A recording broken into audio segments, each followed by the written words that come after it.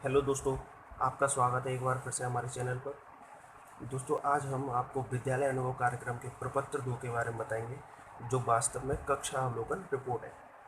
दोस्तों, इसमें हम विद्यालय में पढ़ाने वाले शिक्षकों को अवलोकित करते हैं और बताते हैं कि उनका अध्यापन किस प्रकार हमसे बेहतर है या हमारे द्वारा सीखे गए अध्यापन से बेहतर है या खराब है, इसके बारे में जानकारी देते हैं। तो चलिए दोस्तों, शुरू करते हैं प्रपत्र 2 को। तो दोस्तों, इसकी शुरुआत में सबसे पहले हमें परिचयात्मक सूचना देनी होती है, यानी कि हमें परिचय देना होगा विद्यालय का नाम, शिक्षक का नाम, अवलोकनकर्ता यानी हमारा स्वयं का नाम, किस विषय को पढ़ाते हैं और कौन सा प्रकरण कराया जब हमने अवलोकित किया।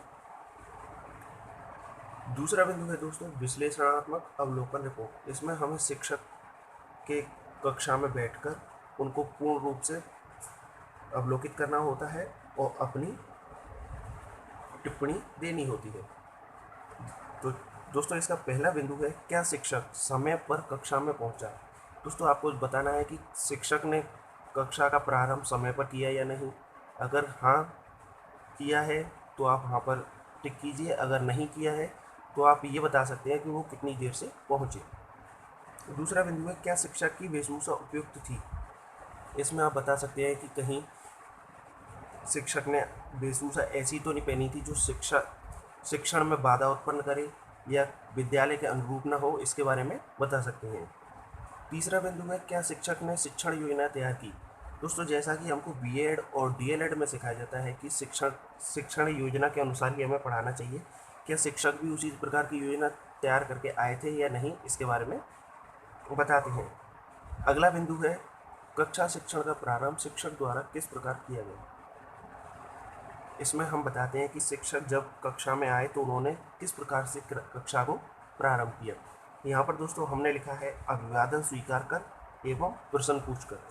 दोस्तों, अभिवादन स्वीकार करके यानी जब हम कक्षा में आने वाले शिक्षक को गुड मॉर्निंग या नमस्ते करते हैं, उसी को अभिवादन करके। एवं प्रश्न पूछकर यानी कि जो पूर्व में पाठ पढ़ाया गया है उससे प्रश्न पूछकर कि कहीं कोई समस्या तो नहीं है। अगला बिंदु है क्या शिक्षक द्वारा अधिगम हेतु उपयुक्त शिक्षण अधिगम सामग्री का उपयोग किया गया।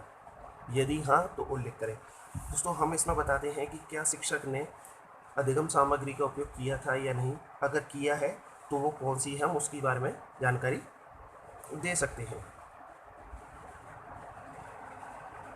दोस्तों, अगला बिंदु है कक्षा शिक्षण अधिगम प्रक्रिया गतिविधि आधारित थी, यानी कक्षा में जो प्रक्रिया थी, जो शिक्षण की गतिविधियाँ थीं, वो पूर्ण निर्धारित थीं या उनमें कोई बदलाव किया गया, इसके बारे में हम हाँ या ना में जवाब दे सकते हैं। सातवां बिंदु है क्या शिक्षण अधिगम प्रक्रिया में विद्यार्थियों द्वारा कहाँ कठिनाइयों का अनुभव किया गया। यानी कि जब हमने देखा कि शिक्षक पढ़ा रहे हैं तो क्या विद्यार्थियों ने कहीं कठिनाई महसूस की, क्या उन्हें कुछ ऐसा लगा जो उन्हें समझ में नहीं आया हो। तो इसमें आप बता सकते हैं कि वाक्यों का अर्थ समझने में आप अपनी भी राय दे सकते हैं, इसमें बता सकते हैं कि उनको क्या समस्याएं आई हैं। अगला बिंदु है कठिनाइयों का निवारण किस प्रकार किया गया। इसमें हम बताते हैं कि शिक्षक द्वारा जो बच्चों को विद्यार्थियों को कठिनाइयाँ हुई हैं उनका निवारण किस प्रकार किया गया है। यहाँ हमने लिखा है अर्थ बताकर। आप अपने अनुसार लिख सकते हैं कि आप शिक्षक ने क्या निवारण किया। नौवां बिंदु है दोस्तों किन कठिनाइयों का निवारण नहीं किया गया। क्या कोई ऐसी कठिनाई थी जिसका शिक्षक द्वारा उसी समय पर निवारण नहीं किया गया, तो आप इसके बारे में बता सकते हैं। और 10वां बिंदु है क्या शिक्षण अधिगम प्रक्रिया में विद्यार्थियों को प्रश्न पूछने के अवसर दिए गए। यानी कि जब अध्यापन कराया गया तो विद्यार्थियों को समय दिया गया प्रश्न पूछने के लिए संबंधित पाठ से या पूर्व से, तो उसके बारे में आप बता सकते हैं।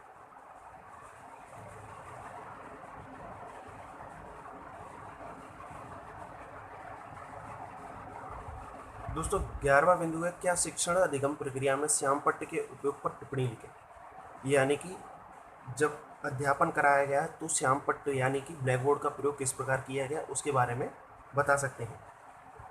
अगला बिंदु है कक्षा शिक्षण अधिगम प्रक्रिया का समापन कैसे हुआ। जब पीरियड खत्म हुआ तो शिक्षक ने समापन कैसे किया, इसके बारे में बता सकते हैं। जैसे यहाँ पर हमारे पास विभिन्न प्रकार के बिंदु दे रखे हैं, जैसे समस्या प्रस्तुत कर, चिंतन के लिए अवसर देकर, गृह कार्य प्रदत्त कर समेकित करते हुए या अकस्मात अथवा अन्य। आप इनमें से कोई सा भी बिंदु लिख सकते हैं। 13वां बिंदु है कक्षा अवलोकन के दौरान आपको कौन सी गतिविधियां प्रभावी लगी, कारण सहित लिखिए। जब आप कक्षा में अवलोकन कर रहे थे तो आपको कौन सी गतिविधियां ऐसी लगीं जो प्रभावशाली हो, उनके बारे में बता सकते हैं। जैसे हमने यहाँ लिखा ध्यान आकर्षण करना, यानी कि शिक्षक द्वारा सभी बच्चों को अपनी ओर आकर्षित करके रखना, जिससे कि उन्हें बेहतर तरीके से समझाया जा सके। अगला बिंदु है आपको शिक्षक के किन किन गुणों ने प्रभावित किया और क्यों। इसमें आप बता सकते हैं कि शिक्षक द्वारा कौन सा गुण ऐसा लगा जो आपको प्रभावित किया। तो इसमें हमने बताया कि बच्चों को एकाग्र करने के गुण ने, जैसा कि हमने पहले ही बताया कि ध्यान आकर्षण किया था, तो ये किस प्रकार किया गया, बच्चों को एकाग्र करके, तो ये गुण हमको प्रभावी लगा। अगला बिंदु है शिक्षण अधिगम प्रक्रिया में बहुस्तरीय शिक्षण विधा को अपनाया गया। इसके बारे में बताना है कि बहुस्तरीय शिक्षण विधा को अपनाया गया या नहीं। अगला बिंदु है कक्षा में विशेष रूप से सक्षम विद्यार्थी है या नहीं। आपको बताना होता है कि कोई विद्यार्थी दिव्यांग तो नहीं है, अगर है तो उनके शिक्षण हेतु शिक्षक द्वारा क्या क्या विशेष प्रयास किए गए, इनके बारे में भी टिप्पणी की जाती है।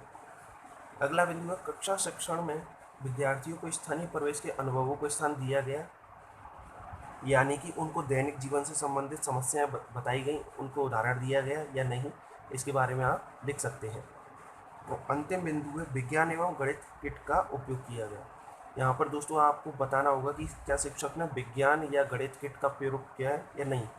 तो दोस्तों विषय पर्यावरण थी, इसलिए इनका प्रयोग नहीं किया जा सकता, इसलिए आप नहीं पर टिक कर सकते हैं।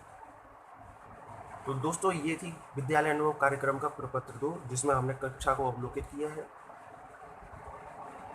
अगर वीडियो अच्छी लगी हो तो लाइक करें, शेयर करें अपने दोस्तों के साथ और सब्सक्राइब करना ना भूलें। धन्यवाद।